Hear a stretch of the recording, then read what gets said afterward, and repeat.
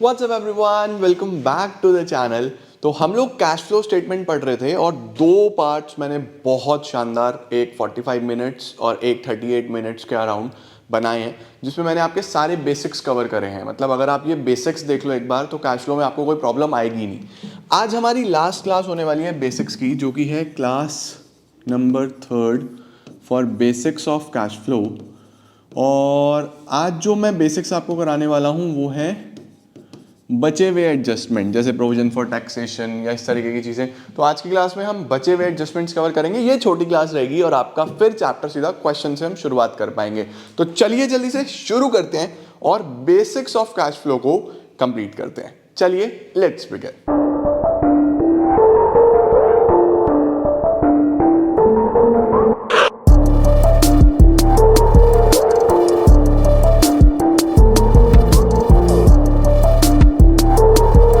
शुरू करते हैं हम लोग। सबसे पहला एडजस्टमेंट जो आज आपको सीखना है, एडजस्टमेंट वो है number 1, provision for tax. Provision for tax. Sir provision for tax मुझे कहाँ मिलेगा? देखो बेटा, आपको बैलेंस शीट दिया हुआ होगा, ठीक है? आपको बैलेंस शीट दिया हुआ होगा और बैलेंस शीट में शॉर्ट टर्म प्रोविजंस में आपको प्रोविजन फॉर टैक्स के बैलेंसेस मिलेंगे, ठीक है? अब वहां पे आपने बैलेंस शीट ध्यान से देखा, मैं कल से क्वेश्चन कराऊंगा तो आपको क्लैरिटी आएगी। अब आपको शॉर्ट टर्म प्रोविजन के बैलेंसेस मिलेंगे। अब जब हम क्वेश्चन करेंगे तो इसमें ना दो केसेस बन जाते हैं। सबसे पहला case, if only balances are given, अगर सिर्फ क्या दिया हुआ हो, बैलेंसेस दिए हुए हो। और दूसरा case, balances are given plus adjustment is also given. Adjustment is also given. तो आपको बैलेंस दिए हुए और एडजस्टमेंट भी दिया हुआ है। तो जब हम बात करते हैं कि सिर्फ बैलेंस दिया हो, उसका क्या मतलब है? देखो, प्रोविजन फॉर टैक्स क्या है? प्रोविजन फॉर टैक्स है कि इनकम टैक्स हमने कितना पे करा है, कितना हमने नेक्स्ट ईयर के लिए प्रपोज करा है।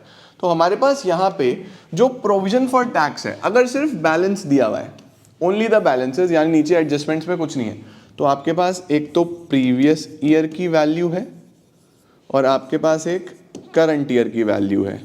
तो जो प्रीवियस ईयर की वैल्यू है ना बेटा, इसको आप टैक्स पेड मान लेना और टैक्स पेड को क्या करोगे, ऑपरेटिंग एक्टिविटी में माइनस कर दोगे, ठीक है? और जो करंट ईयर की वैल्यू है, इसको आप क्या मानना, प्रोविजन फॉर टैक्स। और इसको आपको क्या करना है, नेट प्रॉफिट बिफोर टैक्स में प्लस करना है। याद करो, नेट प्रॉफिट बिफोर टैक्स मैंने कैसे सिखाया? Current year minus previous year plus tip, transfer to reserve, interim dividend, propose dividend, provision for tax. वो जो प्रोविजन फॉर टैक्स है ना, वो यही वाला लेना है, करंट ईयर वाला। तो प्रीवियस ईयर वाला टैक्स पेड, करंट ईयर वाला प्रोविजन फॉर टैक्स, ये आपको मान के चलना है। सपोज कर लेते हैं कि इसके साथ साथ एडजस्टमेंट भी दिया हुआ हो, तब क्या होगा सर? एडजस्टमेंट क्या होता है सर? तो अगर एडजस्टमेंट भी दिया हुआ है ना, तो आपको क्या करना है, prepare a provision for tax account. Provision for tax account बनाना है। अर्जुन भाई मेरी थोड़ी सी हेल्प कर दो। क्या बात, सब ठीक है? वीडियो में थोड़ा सा अंधेरा अंधेरा आ रहा है आई थिंक, तो ये लाइट प्लीज़ अगर आप जला दो तो बच्चों को थोड़ा इजी रहेगा। वीडियो चल रही है, थोड़ी सी लाइट वहाँ करके आप जला दो, बच्चे आसानी से देख पाएंगे। वहाँ करके उसको जला दो प्लीज़। आओ जी, तो आपको क्या करना है, prepare a provision for tax account. Provision for tax account आपको बनाना है। अब अकाउंट कैसे बनेगा, देखो, हम ऐसा हेडिंग डालेंगे, प्रोविजन फॉर टैक्स अकाउंट। बस इसको मेरी तरफ कर देना और जला दो।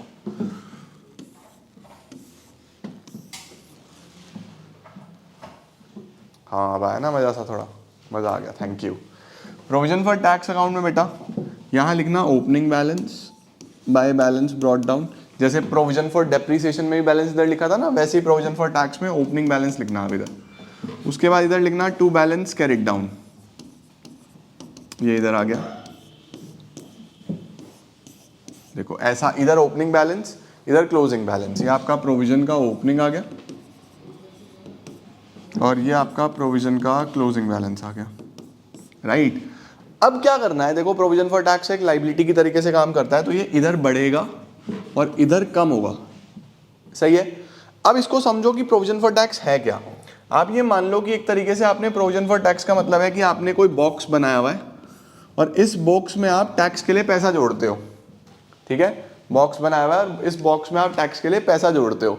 तो सपोज करो कि आपने साल के शुरू में यानी ओपनिंग में इसमें रखा हुआ था 3 लाख रुपीस। एज्यूम कर लो कि आपने साल के शुरू में इसमें ऑलरेडी 3 लाख रुपए हैं, ठीक है। साल के बीच में आपने 2 लाख इसमें और डाल दिए, यानी आपने नया प्रोविजन बनाया और साल के बीच में आपने और पैसा डाल दिया, यानी आपने न्यू प्रोविजन क्रिएट करा 2 लाख का। तो हमारे हिसाब से तो भाई साहब 3 लाख शुरू में थे, 2 लाख और डाल दिए तो हमारे पास 5 लाख होने चाहिए। 3 लाख शुरू से 2 लाख और डाल दिए, 5 लाख होने चाहिए। अब हुआ क्या हमारे पास, जब हमने लास्ट में देखा तो क्लोजिंग बैलेंस निकल के आ रहा था सिर्फ 4 लाख। सर ये क्या हुआ, होना तो 5 चाहिए था, आ रहा था सिर्फ 4। इसका मतलब क्या है, इसका मतलब ये है बच्चों कि हमने यहां से कुछ टैक्स पे कर दिया होगा, कुछ बाहर चला गया होगा। हमारे हिसाब से तो 3 + 2 5 होना चाहिए और है कितना, सिर्फ 4। इसका मतलब 1 लाख का टैक्स पे कर दिया ना। तो इट मीन्स मैंने यहां पे बैलेंस में निकाला 1 लाख का टैक्स पेड। टैक्स पेड निकल के आ गया। एक और एग्जांपल लें, देखो हम मानते हैं कि हमारे पास इस प्रोविजन फॉर टैक्स के बॉक्स में शुरू में 4 लाख रुपए हैं। हमने साल के बीच में और प्रोविजन बनाया, और प्रोविजन यानी न्यू प्रोविजन भी 4 लाख का बनाया। तो 4 पहले से था, 4 और बना दिया, टोटल 8 होना चाहिए मेरे पास टैक्स के लिए पैसा। जब लास्ट में चेक करा क्लोजिंग तो वो सिर्फ 5 लाख समझ में आया। 4 और 4 8, लेकिन है सिर्फ 5। तो यहां से कितने पैसे टैक्स पे हो गया, 3 लाख। ये आपका बैलेंस निकल गया। आई बात समझ में। चलो अब तुम्हें एक क्वेश्चन देता हूं, वीडियो पॉज करना और पहले कमेंट लिखना, फिर देखता हूं। इस बार आपको बताना है, मेरे पास शुरू में 4 लाख थे और मैंने टैक्स पे कर दिया 2 लाख। बाहर चला गया यानी टैक्स पे कर दिया 2 लाख का। और क्लोजिंग में मेरे पास जो वैल्यू आ रही है वो 5 लाख आ रही है, वैल्यू आ रही है वो 5 लाख। अब दिमाग लगाओ, शुरू में 4 लाख थे, 2 पे कर दिया तो 2 बचना चाहिए था, लेकिन बच रहा है 5। इसका मतलब क्या आप बता सकते हो कि नया प्रोविजन कितना बना होगा। वीडियो पॉज करो और बताओ। देखो 4 में से 2 चले गए तो 2 होने चाहिए थे, है 5। इसका मतलब साल में मैंने 3 लाख का प्रोविजन और बनाया होगा, ये मैंने और बनाया होगा। तो 4 + 3 7, 7 में से 2 चले भी गए तो 5 बच गए क्लोजिंग में। यही काम हमें इस अकाउंट में करना है, शुरू का प्रोविजन, लास्ट का प्रोविजन। अगर मैंने साल में कोई प्रोविजन और बना लिया तो उसको उधर लिख देना है, क्योंकि लायबिलिटी है ना तो इधर ही बढ़ेगी। By statement of P&L provision made, ये क्या है, प्रोविजन मेड, उसको इधर लिखना है। और जो आपने पे करा टैक्स वो इधर टू बैंक, ये है टैक्स पेड, ये है टैक्स पेड, ठीक है जी। तो ये जो टैक्स पेड है ये बेसिकली कहाँ जाता है, देखो या तो बैलेंस में ये निकलेगा, अगर आपको ये 3 चीजें दी हुई तो बैलेंस में ये निकाल लेना, या बैलेंस में ये निकलेगा, या बैलेंस में ये निकलेगा। ये बैलेंस में कब निकलेगा, अगर ये 3 चीजें दी हुई। जैसे मैंने आपको इसमें शुरू में ओपनिंग बैलेंस दिया था, नया प्रोविजन दिया था, क्लोजिंग बैलेंस दिया था। तो ओपनिंग बैलेंस 3 लाख यहाँ रख दिया, नया प्रोविजन 2 लाख यहाँ लिख दिया, तो 3 और 2 5 और बचा 4। तो 5 - 4 1 लाख आ जाता। देखो ये बैलेंस में 1 लाख आया था, हाँ या ना, सही है ना। और लास्ट वाले केस में मैंने क्या दिया था आपको, ओपनिंग बैलेंस दिया था और टैक्स पेड दिया था 2 लाख। ओपनिंग बैलेंस दिया था 4, ये ओपनिंग बैलेंस मैंने दिया था 4 लाख, टैक्स पेड दिया था 2 लाख और लास्ट में बचाए थे 5 लाख। लास्ट में कितने बचाए थे, 5 लाख। तो नया प्रोविजन अपने आप 7 - 4 3 लाख निकल के आया, समझे। तो ये इस अकाउंट का पर्पज है। इस अकाउंट का पर्पज क्या है, आपको जब भी एडजस्टमेंट दिया होगा ना तो या तो प्रोविजन फॉर टैक्स गिवन होगा या टैक्स पेड गिवन होगा। इन दोनों में से एक चीज गिवन होगी, दूसरी आपको बैलेंस में निकालनी है। सर इसको लिखेंगे कहाँ कहाँ पे, ये प्रोविजन मेड कहाँ पे जाएगा, लिखा वैसे ही जाएगा, provision made net profit before tax में प्लस होगा और टैक्स पेड ऑपरेटिंग एक्टिविटी में माइनस होगा, ऑपरेटिंग एक्टिविटी में माइनस होगा। ठीक है जी, परफेक्ट है। तो इस तरीके से हम लोग प्रोविजन फॉर टैक्स का एडजस्टमेंट करते हैं। डन। अब हमारे पास बस छोटे छोटे एक दो एडजस्टमेंट और बचे, जैसे कि सबसे पहले आपको लिखा हुआ है सपोज 10% डिबेंचर्स। ठीक है, 10% डिबेंचर्स, ये आपको बैलेंस शीट में गिवन है लॉन्ग टर्म लाइबिलिटी में 2022 2021, यहाँ पे 10 लाख, यहाँ पे 15 लाख, और नीचे एडजस्टमेंट में क्या आया, नीचे एडजस्टमेंट में आया new debentures were issued on 1 जनवरी 2022, ऐसा लिखा गया। ये इंटरेस्ट की एडजस्टमेंट जरूर एग्जाम में पूछी जाती है, तो इसको ध्यान से समझ लेना। अब देखो यहाँ पे क्या है, सबसे पहले तो आप ये समझो कि इस पर्टिकुलर चीज़ का इम्पैक्ट कहाँ कहाँ पे जाएगा। तो मैंने आपको क्या समझाया है, सबसे पहले तो ये समझो कि डिबेंचर क्या है। डिबेंचर एक लोन है। अगर लोन है तो कौन से पार्ट में जाना चाहिए, ऑपरेटिंग, इन्वेस्टिंग या फाइनेंसिंग। अगर लोन है तो वो फाइनेंसिंग का पार्ट है। शेयर कैपिटल लोन फाइनेंसिंग का पार्ट है। ठीक है, 10 लाख से 15 लाख हो गए डिबेंचर। इसका मतलब अगर ये ईयर हम यहाँ से शुरू करें कि 1 अप्रैल 21 को शुरू हो रहा है और 31 मार्च 22 को ख़त्म हो रहा है। साल के शुरू में मेरे पास जो लोन था वो 10 लाख का था और साल के लास्ट तक आते आते आते आते जो लोन हो गया वो 15 लाख का हो गया। इट मीन्स मैंने 5 लाख का लोन और ले लिया। तो सबसे पहला जो एडजस्टमेंट बनता है इसमें वो बनता है इशू ऑफ डिबेंचर।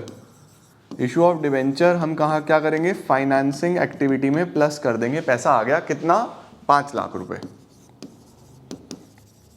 अब दूसरा बेटा जो इंपॉर्टेंट केस बनता है वो बनता है कि ये 10% क्या है, इसका इंटरेस्ट है। एडजस्टमेंट है तो दो जगह जाएगा। दो जगह कहाँ जाएगा, पकड़ के चलो। सबसे पहले जो हमारी फाइनेंसिंग एक्टिविटी है, फाइनेंसिंग एक्टिविटी में ही इंटरेस्ट पेड के नाम से माइनस होगा। फाइनेंसिंग एक्टिविटी में ही इंटरेस्ट पेड के नाम से माइनस होगा। और दूसरा सबसे ऊपर ऑपरेटिंग एक्टिविटी में ये non cash non operating items में प्लस होगा। मैंने आपको क्या सिखाया है, नीचे माइनस तो ऊपर प्लस, नीचे प्लस तो ऊपर माइनस। ये हमेशा इन्वर्स चलता है। तो आपको ये वाला जो ट्रीटमेंट है ये पता होना चाहिए कि कहाँ पे प्लस और कहाँ पे माइनस। ये चीज़ अपने माइंड में बहुत अच्छे से सेट रखना। अच्छा जी, अब ये तो पता चल गया कि कौन सी चीज़ कहाँ आएगी। The most important part is कितना इंटरेस्ट आएगा। It is even more important. देखो, अप्रैल, मई, जून, जुलाई, अगस्त, सितंबर, अक्टूबर, नवंबर, दिसंबर, जैन, फेब एंड मार्च। मेरे पास जो शुरू से लोन है वो 10 लाख रुपए का है और मैंने नया लोन लिया है 5 लाख का। ये मुझे पता है क्योंकि डिबेंचर 10 से 15 हो गए, तो न्यू लोन कितना लिया, 5 लाख। अब ये जो नए डिबेंचर है, साफ साफ लिखा हुआ है कि new debentures were issued on 1 जनवरी। नए डिबेंचर 1 जनवरी को इशू हुए। इसका मतलब यहाँ पे इशू हुए 1 जनवरी पे। 1 जनवरी पे मैंने 5 लाख का लोन और ले लिया। इसका मतलब शुरू के 9 महीने तो मेरा जो लोन है वो 10 लाख ही था। शुरू के 9 महीने तो 10 लाख ही था। तो हम क्या करेंगे, सबसे पहले 10 लाख पे 10% एंड फॉर 9 मंथ्स। 10 लाख पे 10% 1 लाख। 1 लाख से 9% 9 महीने है तो 75,000। एक तो ये हो गया। ठीक है, अब मैंने क्योंकि यहाँ पे 5 लाख लोन और ले लिया तो टोटल जो मेरा लोन हो गया वो 15 लाख पे हो गया। 15 लाख हो गया ना, तो यहाँ से यहाँ तक 15 लाख पे इंटरेस्ट 10% के हिसाब से, लेकिन सिर्फ फॉर 3 मंथ्स। 15 लाख पे 10% और 3 महीने। 15 लाख पे 10% और 3 महीने 37,500। तो जो आपका टोटल इंटरेस्ट निकलेगा ना बच्चे, वो निकलेगा 37,500 प्लस 75,000, 1,12,500। अब कुछ बच्चे इसमें ये भी बोलते हैं कि सर अगर हम 10 लाख का पूरा ले लें और 5 लाख का 3 महीने का ले लें, क्या वो चलेगा? वो भी चलेगा। 10 लाख पे 10% 1 लाख बैठ जाएगा और 5 लाख पे 10% 3 महीने। वही 12,500, तो वो भी ठीक है, मैं उस पर भी एग्री करता हूँ, मुझे कोई प्रॉब्लम नहीं है, आप वो भी कर सकते हो। सही हो गया। अब देखो इसी तरीके का, पहले तो इसका नोट कर लो, कैसे इंटरेस्ट निकालना है आपको पता होना चाहिए। सही है। एक और क्वेश्चन देखते हैं ऐसा ही। फॉर एग्जाम्पल लिखा हुआ है लॉन्ग टर्म लोन वही दिया हुआ है 2022-2021, यहाँ पे 10 लाख, यहाँ पे 20 लाख, और नीचे एडजस्टमेंट में दिया हुआ है interest on loan is to be paid at 10%, और दूसरा एडजस्टमेंट दिया हुआ है loan of ₹10 lakh is repaid on 31 March 22। Video को पॉज करके मुझे आप आंसर बताओ कि इंटरेस्ट कितना आएगा। वीडियो पॉज करो और आंसर बताओ मुझे कितना इंटरेस्ट आप कैलकुलेट करोगे। समझने के लिए हमें क्या करना होगा, हमें चीज़ें बनानी होंगी।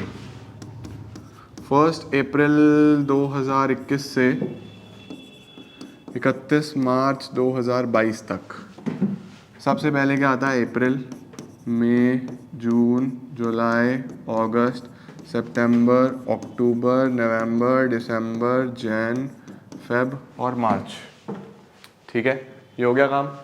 अब हमारे पास शुरू में, साल के शुरू में 20 लाख रुपए का लोन था।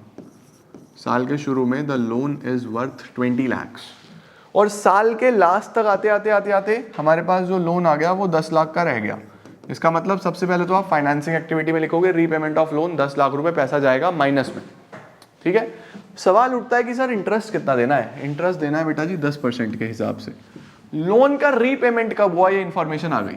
10 लाख का लोन चुकाया गया है 31 मार्च 22 पे, इसका मतलब बिल्कुल लास्ट में, यानी पूरे साल मेरे पास 20 लाख का ही लोन रहा और यहाँ लास्ट में आगे मैंने पे कर दिया। अगर लास्ट में आगे पे कर दिया बेटा तो इसका मतलब पूरे 20 लाख पे लगेगा। तो जो इंटरेस्ट बैठेगा वो बैठेगा 20 लाख पे 10% पूरे साल का 2 लाख रुपए। सपोज ये लिखा होता कि loan of ₹10 lakh is repaid on 1 अप्रैल 21, यानी यही शुरू में ही पे कर दिया गया है।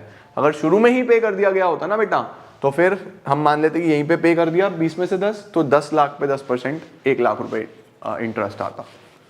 समझ में आई बात। तो डेट का ध्यान रखना है और इंटरेस्ट ऑन लोन में आपको कोई भी प्रॉब्लम नहीं आएगी। अगर सर कुछ दिया ही ना हो, अगर कुछ दिया ही ना हो फिर क्या करें, तो फिर आप बस ओपनिंग बैलेंस पे दे देना, जितना भी शुरू में है ना उस पर इंटरेस्ट दे देना। चलो अब आता है हमारे पास एक तीसरा, प्रपोज डिविडेंड। तीसरा एडजस्टमेंट है सर प्रपोज डिविडेंड को क्या करना है। बेटा प्रपोज डिविडेंड आपको कहाँ दिखाई देगा, प्रपोज डिविडेंड आपको कॉन्टिंजेंट लाइबिलिटी में बैलेंस शीट के नीचे दिखाई देगा। यह आपको कॉन्टिंजेंट लाइबिलिटी में दिखाई देगा, बैलेंस शीट के नीचे। ये बैलेंस शीट के नीचे आपको दिखाई देगा कॉन्टिंजेंट लाइबिलिटी में। अब जब ये बैलेंस शीट के नीचे दिखाई देगा ना तो यहाँ पे आपके पास दो चीजें हैं। कौन कौन से बैलेंस होंगे, एक तो करंट ईयर का प्रपोज डिविडेंड और एक प्रीवियस ईयर का प्रपोज डिविडेंड। एक करंट ईयर एक प्रीवियस ईयर, हमेशा 2 साल की बैलेंस शीट दी होती है। तो ऑलवेज रिमेंबर ये जो करंट ईयर का प्रपोज डिविडेंड है ना, इसको जस्ट इग्नोर, इसको सिर्फ और सिर्फ आपको इग्नोर करना है, इसको देखना भी नहीं है। इसको इतना अच्छे तरीके से काट देना कि दिखे भी ना, बढ़िया तरीके से काट देना कि भाई साहब दिखने नहीं चाहिए आप मुझे, मेरी नज़रों से दूर हो जाओ, तुम धोखेबाज हो, तुम मेरी नज़रों से दूर रहो, दिखना भी नहीं चाहिए। और जो प्रीवियस ईयर है इसी को आप डिविडेंड पेड मानोगे, जो कि फाइनेंसिंग एक्टिविटी में माइनस होगा। इसी को आप डिविडेंड प्रपोज्ड मानोगे, यानी प्रपोज डिविडेंड मानोगे, ये एनपीबीटी में प्लस होगा। नेट प्रॉफिट बिफोर टैक्स में पी एक प्रोविजन फॉर टैक्स और एक प्रपोज डिविडेंड, दोनों आज ही कराए मैंने आपको, प्रोविजन फॉर टैक्स भी और प्रपोज डिविडेंड भी, याद रखना। ठीक है, परफेक्ट है। इसके बाद बच्चों प्रपोज डिविडेंड में करंट ईयर इग्नोर करना है, प्रीवियस ईयर मैंने आपको बता दिया कहाँ कहाँ पे लिखना है। लास्ट हमारे पास एक आता है इंटरिम डिविडेंड। इंटरिम डिविडेंड बच्चों साल के बीच में अगर कोई प्रॉफिट होता है तो उसको हम इंटरिम डिविडेंड बोलते हैं। इंटरिम डिविडेंड का भी the treatment is same. Usually आपको इंटरिम डिविडेंड डायरेक्टली गिवन होगा, तो अगर इंटरिम डिविडेंड आपको गिवन होता है तो आप क्या करते हो, इंटरिम डिविडेंड को अगर गिवन नहीं है तब तो आप प्रीवियस ईयर शेयर कैपिटल पे निकाल लोगे। किस पे निकालोगे, प्रीवियस ईयर शेयर कैपिटल पे, याद रखना, क्योंकि कई बार ऐसा होता है interim dividend at 10% is to be given to shareholder, 10% के हिसाब से देना है। तो सर किस पे दूं, शेयर कैपिटल पे, वो भी प्रीवियस ईयर वाली पे।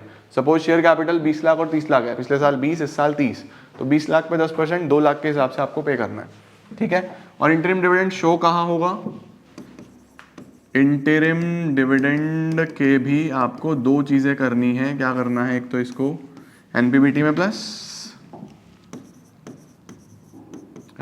प्लस, टिप में आई क्या होता है, इंटरिम डिविडेंड, और दूसरा फाइनेंसिंग एक्टिविटी में माइनस होगा, सबसे नीचे ही माइनस होगा। ये लगभग सेम वही ट्रीटमेंट प्रपोज डिविडेंड का, वही ट्रीटमेंट आपका इंटरिम डिविडेंड का होता है। सही हो गया बेटा जी। तो ये हमारे पास कुछ एडजस्टमेंट्स थी जो कैश फ्लो में बच गई थी, जो डिस्कस नहीं हुई थी, तो मैंने आज आपके साथ ये डिस्कस करी। अब आज तुम लोग को मैं एक होमवर्क दे रहा हूँ। आज क्या होमवर्क है, क्योंकि मैं चाहता हूँ तुम एकदम परफेक्शन आ जाए। कैश फ्लो स्टेटमेंट का पार्ट 1 प्लेलिस्ट में चले जाना, कैश फ्लो स्टेटमेंट का पार्ट 2 और कैश फ्लो स्टेटमेंट का पार्ट 3। एक तो इनके सभी नोट्स आपको रेडी करने हैं अपनी कॉपी में, दूसरी बात इनका रिवीजन करके रखना है, सो दैट कल मैं जब आपको क्वेश्चन कराऊँ ना कैश फ्लो का, तो मैं मजा आ जाए, तुम रिलेट कर पाओ, नहीं तो भूल जाते हैं हम। तो कैश फ्लो स्टेटमेंट का पार्ट 1, पार्ट 2 और पार्ट 3 इसके नोट्स बनाओ, रिवीजन करके रखो, प्लेलिस्ट में जाके तीनों तैयार कर लेना। तुम्हारे कैश फ्लो में 6 नंबर बिल्कुल पक्के हैं, कोई नहीं काट सकता तुम्हारे नंबर, क्योंकि अब जब हम क्वेश्चन कर लेंगे। डन। तो इस तरीके से कैश फ्लो के नोट्स बनाने हैं, रिवीजन करना है। हम मिलते हैं नेक्स्ट क्लास में क्वेश्चन के साथ, तब तक अच्छे से पढ़ाई करो। All the best everyone, I am gonna see you all super soon, till then take care, bye bye.